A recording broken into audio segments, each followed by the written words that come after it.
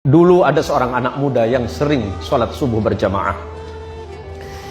Anak muda ini setiap subuh berangkat ke masjid. Berangkat ke musalla Al-Qamar setiap subuh. Sebelum berangkat subuh dia mandi dulu di rumahnya, memakai pakaian yang baru, memakai harum-haruman. Tiba-tiba di tikungan jalan dia jatuh. Jatuh di tikungan. Apakah dia tidak melanjutkan perjalanan? Dia pulang ke rumahnya, mandi lagi, pakai baju baru lagi, memakai harum-haruman lagi, berangkat lagi ke masjid. Untuk kedua kalinya anak muda ini terjatuh di tempat yang sama. Apakah anak muda ini putus asa? Tidak. Anak muda ini balik lagi ke rumahnya. Dia berganti pakaian baru, mandi, berpakaian baru, dan pakai harum-haruman lagi. Dan ketiga kalinya dia berada di tikungan jalan di tempat dia jatuh semula dari pertama dan kedua kali. Tiba-tiba ada orang tua yang sedang memegang lampu. Orang tua ini bertanya kepada anak muda ini, "Wahai anak muda, kamu mau kemana?" "Saya mau ke masjid, Pak. Saya mau sholat subuh."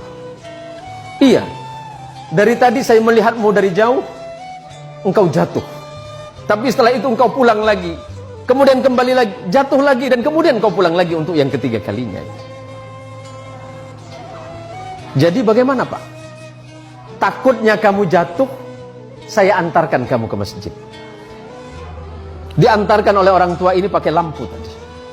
Sesampainya di depan masjid, sesampainya di depan musalla Al-Qamar, anggap Al-Qamar. Sesampai di depan musalla, orang ini bertanya, "Anak muda, apakah kamu masih mau sholat?" "Iya, Pak."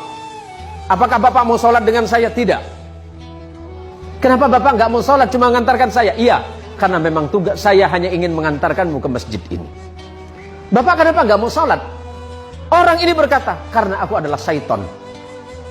"Kenapa, Pak? Kok bisa?" "Iya. Hei anak muda, kamu tahu tidak yang menjatuhkanmu satu kali dan dua kali itu siapa? Itu saya." "Bapak siapa?" "Saya setan." "Tapi kenapa kalau memang Bapak setan masih mengantarkan saya ke masjid ini?" Apa jawaban setan? "Nak muda, ketika engkau tadi berangkat dari rumahmu dan aku jatuhkan di tikungan itu dengan harapan agar engkau tidak datang ke masjid, agar engkau tidak sholat berjamaah. Tapi ketika engkau pulang ke rumahmu, pada saat itu Allah mengampuni dosa kedua orang tuamu.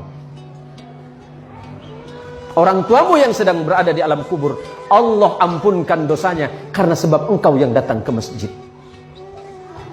Yang kedua kalinya, ketika aku jatuhkan dengan harapan agar engkau tidak ke masjid, pada saat itu engkau kembali lagi, dan pada saat kembali itulah Allah mengampuni tetanggamu yang sedang tertidur pulas dalam keadaan tidak sholat." "Tapi kenapa Bapak seton?" Anggap Bapak seton. Ada namanya mirip, Pak?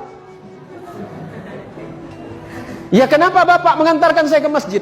Kalau seandainya aku menjatuhkanmu ketiga kalinya dan tidak mengantarkanmu ke masjid, maka niscaya orang satu kampungmu itu diampuni dosanya oleh Allah karena sebab perbuatanmu."